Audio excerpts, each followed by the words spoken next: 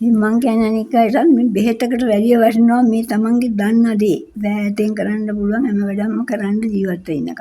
ඒකම කර කර ඉන්නකොට භාවනාවක් තමයි. මහවැලි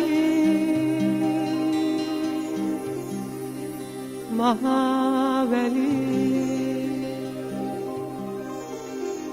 මහවැල් මහවැල් මහවැලි අයිබෝවන් මහවැලි දරුවෝ නාලිකාවේ 117 වන පියසටහන. අපි පහුගිය සැරේ කතා කරන්නේ ලංකාවේ ලොකුම ජයමල්ල ගිරාන්තර කෝට්ටේට ඇදුණා කියලා. අපේ කලාපයේ අයට ඒ වගේ ජයග්‍රහණ හිමි වුණා කියලා ඔබ හිත අමාරු කරගන්න ඕනේ නැහැ. මොකද දන්නවද? මේ පළාතේ ඉන්නේ රෑ දවල් නැතුව කුඹුර මැත්තේ හැල හැප්පෙන පිරිසක්.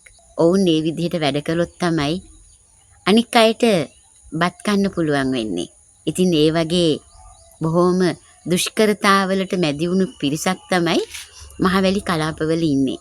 ඒ වගේ කෙනෙකුට එහෙම ජයග්‍රහණයක් ලැබුණා කියලා අපි හැමෝම සතුටු වෙන්න ඕන. පහුගිය දවසක මට ඇහුණා දුර පළාතක වෑන් එකක් ඇවිල්ලා ගිරාන්තර කෝට්ටේ නගරයේ තිබුණු ලොතරැයි ටික ඔක්කොම අරගෙන ගියා කියලා. සල්ලි දීලා. තවත් කෙනෙකුට ඒ වාසනාව ලැබුණා කියලා තව කෙනෙකුට ඒ වාසනාව උදුර ගන්න බෑ. ඒක තමයි ලෝක ධර්මතාවය.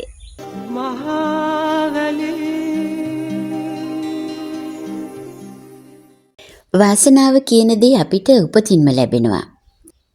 සමහර අයගේ ඒ වාසනාව බොහෝ පැතිවලට විහිදිලා යනවා. ඒත් ඒවයින් ප්‍රයෝජන ගන්න ලැබෙන අවස්ථා අඩුයි. හැබැයි ඒවා ජීවිතේ කවදා හරි දවසක ඒන් ප්‍රයෝජන ගන්න අවස්ථාවක් එනවා. මේ මල් කාගේ නිර්මාණයක්ද?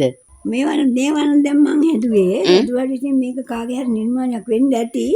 මම ඒක බලන්න හැදුවා. ඒ කියන්නේ කොහේ හරි දැක්ක දෙයක් මම ඇවිල්ලා බලාගෙන මේ නිර්මාණයක් කරා. ලස්සනට දිනවනේ. ඒක ගන්න බලන්න ලස්සට ඔය ටික. ඒ ටික හරි ලස්සනයි නේද? එක ගොඩේනේ පෙති තියාගෙන ඉන්නේ. ඔව්. ඒක හදලා අපිට මට පෙන්වන්න බෑයිද? මේක හදන හැටි කොහොමද කියලා. මටත් ආස හිතුණා ඒක මේ ලස්සනට දැක්කහම මටත් හදාගන්න තිබුණා නම් හොඳයි කියලා. හරි ලස්සනයි. දැන් අපි බලන්නේ ඉටි කොළ වලින් මොන හරි දෙයක් කඩේ තියෙන දෙයක්. එහෙම ගෙදර ලස්සන කරගන්නනේ අපි උත්සාහ කරන්නේ. දැන් එහෙම නෑනේ. දැන් මේක මේ මොකද්ද දාස්පෙතිය මලක්ද මන් දන්නේ නෑ. රෝස මලක්ද? රෝස මල් වගේ තමයි වනේ. රෝස මලක් වගේනේ. ඔව් උඩට ගත්තේ කොහොමද කියන මට ප්‍රශ්නේ තියෙන්නේ. මේක ඒ පොකොලේ අරගෙන මොකක් හරි රවුමට කපනවා. ඔව්. කපලා ඊළඟට ඒක 6ට නැත්නම් 8ට බෙදා ගන්නවා. රවුමේ කෑලි. බෙදාගෙන ඒවා මේ තුඩවල්ෙන්ද මේ විදිහට එම කරලා මේ නමල අලවනවා. ඒ වගේ පිටි ගොඩාක් හදලා මේ එකින් එක උඩට තියෙනවා. මේ ගැලේ වල එහෙම කරලා මෙහෙම අලවනවා. එහෙම තියලා අලවනවා පෙත්ත වගේ. එතකොට තමයි හිටින්නේ බිලා නේද? ඒ කරලා ඒ වගේ 10ක් විතර එකතු කරලා එන්න පුංචි කරනවද පෙත්ත?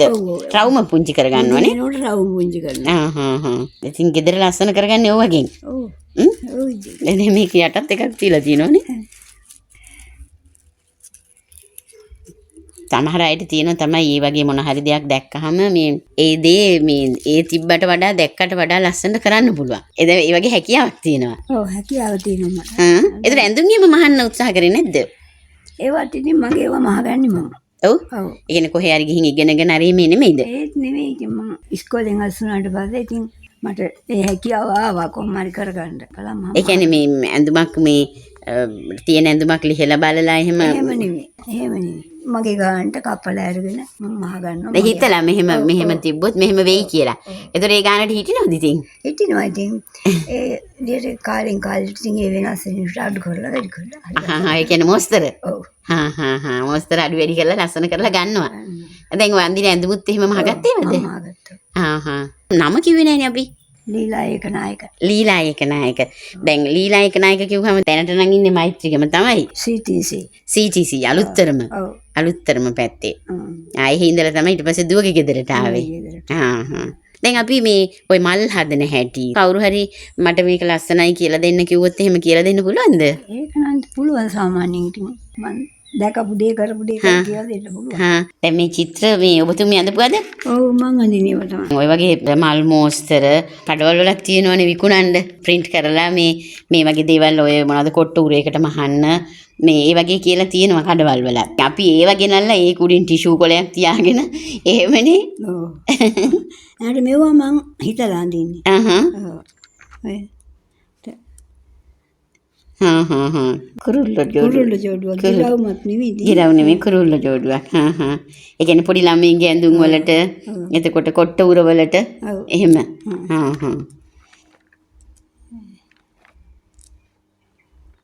ඒවා මේ හැකියාවල් මේ ඉස්කෝලේ ඉගෙන ගත්තා. ඒ වුණාට ඉතින් මල් මෑන්දේ නෑනේ.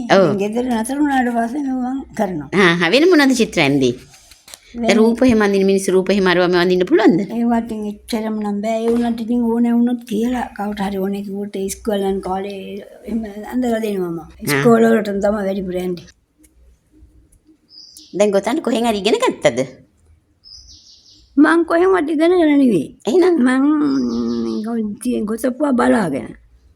කවුරු හරි ගොතලා තිබ්බ එක? ගොතලා තියෙනවා බලාගෙන. එහෙම තමයි ගිතන්නේ. දැන් ඒ වගේ මොනවද ගොතන්නේ එහෙම ওই විදිහට?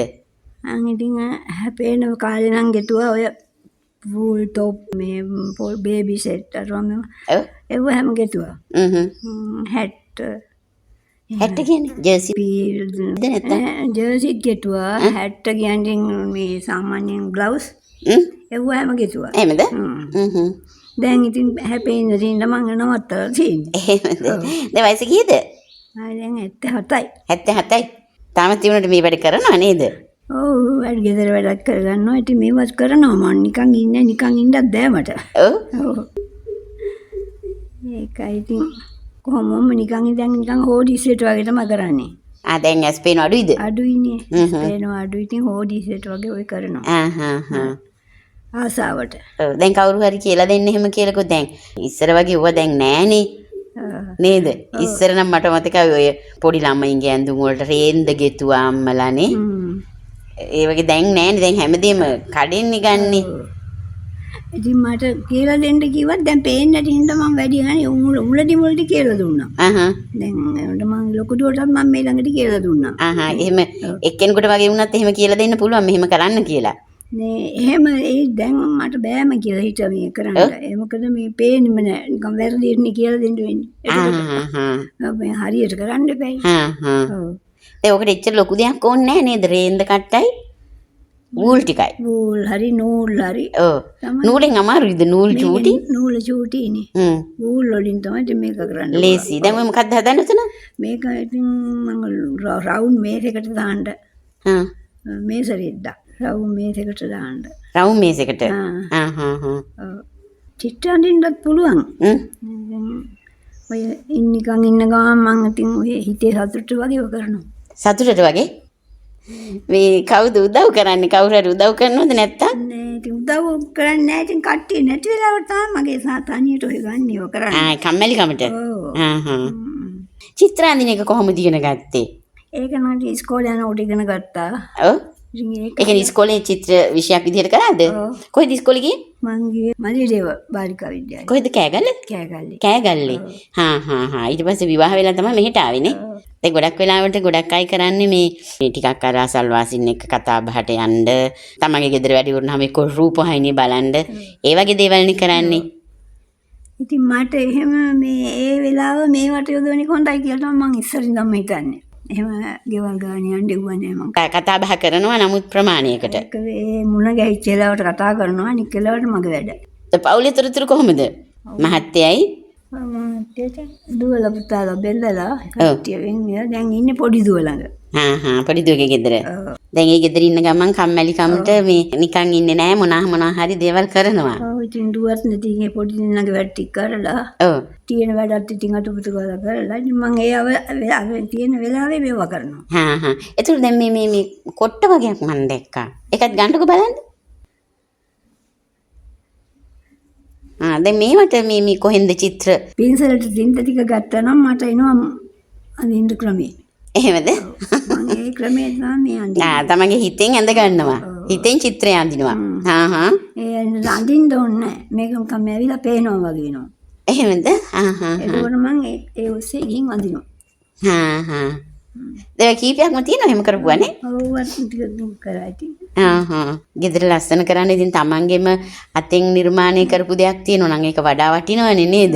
ඉතින් දැන් මේ ගමේ ඉන්නකොට මේ කාටවත් පුරුදු කරේ එහෙම නැද්ද? මගේ ඒ ගමේ ඉන්නකොට නම් ඉතින් ආපු අයට කියලා දුන්නා. දැන් නම් එහෙමවත් බෑ මට ඉතින් කියලා දෙන්න මම ඔය ඊතුමතේට ඔය නිකන් කරනවා වැරදි. වැරදි වුණත් එහෙම මේ කරන්න හිතෙනවා තමන් දන්න දේ. ඔව්. පොඩි කට්ටියට එහෙම මේ චිත්‍ර එහෙම අඳින්න උදව් කරනවද කියලා දෙන්න පුළුවන්ද? ඉස්කෝලේ යන්නේවට වුණා වුණොත් කියවහම කරලා දෙනවා. ඒව කරලා දෙනවා. ඉස්සර නම් මම ඉස්කෝලේ වලටත් ඇඳලා දුන්නා. ඒ කියන්නේ මොන වගේ වටද? ඉස්කෝලේ උත්සව වලට බෝඩ් එහෙම ඕනෙනකොට. එහෙමද? ඔව්. ඒවත් කරලා දුන්නා ඔය. ඒ කියන්නේ අකුරුද නැත්නම් රූපද? නෑ චිත්‍රමයි. චිත්‍රම. ඕනි කියලා කියපුවාම. ටීචර්ලා ඉතින් පණිවිඩ එවනවා. ඒව ආපුවම ළමයියට කියලා ඇඳලා අරිනවා. දැන් අපේ කාන්තාවන්ට මොකද්ද කියන්නේ දැන්? අපේ කාන්තාව ගොඩක් වෙලා. කියන්නේ ඉතින් කාලේ නාට්‍ය ගන්නට කො දන්න දෙයක් කරන්න කියන්න. ගෙදරට වෙලා. ඔව් කියන වගා කරන කෙනෙක් නම් වගා කරන්න. ඔව්. වියන්ඩ මහන්ඩ පුතන්ට දන්න දේවල් කරන්න ඕන. ඔව්. ඒක පුළුවන්කම්. කාලේ නිකරුණේ ගෙවන්නේ නැහැ. සමහර අය නිදා ගන්න හරි මෙහෙත් කාලේ යොදනෝනේ දවල්ට. මට දවල්ට නිදා ගන්න බෑ. බෑ. මං කියන්නේ අනිකයිට මේ බෙහෙතකට වැඩිය වටිනවා මේ තමන්ගේ දන්න දේ. බෑතෙන් කරන්න පුළුවන් හැම වැඩක්ම කරන්න ජීවත් වෙන්නකම්. වයසට ගියාම ගොඩක් අය නිකන් තනි වෙනවා වගේ වෙනවනේ ගෙවල් වල නේද? කවුරුත් හොයන්නේ බලන්නේ නැහැ, කතා බහ කරන්න කෙනෙක් නැහැ, පැත්තකට දාලා වගේ ඉන්නවනේ. දැන් එතකොට ඒ වගේ අම්මලාට මොකද්ද කියන්නේ? ඒ වගේ අම්මලාට මේ කියන්නේ ඕක තමයි මොකද දන්නා දෙයක් කරන්න. දරුවොත් එක්ක සතුටින් ඉන්න පුළුවන්. දැන් දරුවෝ තමන් ළඟ නැත්තම් තමන් දන්න ශිල්පයක් මොනවා හරි දෙයක යෙදෙන්න පුළුවන්. ඒතකොට දැන් ලෙඩ රෝගයක් නැතුව මානසික පීඩනයක් නැතුව ඉන්න පුළුවන්. ජීවිතේ හරි සතුටින් ගෙවන්න පුළුවන් මොනවා හරි කරනවා නම්. නින්ද ගියොත් තමයි ලෙඩ හැදෙන්නේ. දැන් මේ වගේ දෙයක යෙදෙනකොට ඒක ටිකක් භාවනාවක් වගේ නේ. ඔව් භාවනාවක් වගේ තමයි. ඒකම කර ඉන්නකොට භාවනාවක් තමයි. අද කතා බහට එකතු වුණේ අලුත්තරම CTC ප්‍රදේශයේ ඉඳලා දැන් ගිරාන්ද්‍රකෝට්ටේ මෛත්‍රීගම පදිංචිව සිටින ලීලා ඒකනායක මහත්මිය. ඇය උපතින් ගෙන හැකියාවන්ගෙන් උපරිම ප්‍රයෝජන ගත්තාය. ඒ තුලින් සමාජයට මහත් වූ සේවාවක් කරන්නට ඇයට හැකි විය. කාලය නිකරුණේ ගෙවා දැමීමට ඇය අකමැතිය. එවන් කාන්තාවන්ට එවන් අම්මාවරුන්ට මහවැලි දරුවන්ගේ ආශිර්වාදය උත්තමාචාරය පුද කරමින් මහවැලි දරුවෝ අදට සමුගන්නවා. ඔබට යහපත් වූ හෙට දවසක්. මම යසෝමැණිකේ හේරත්.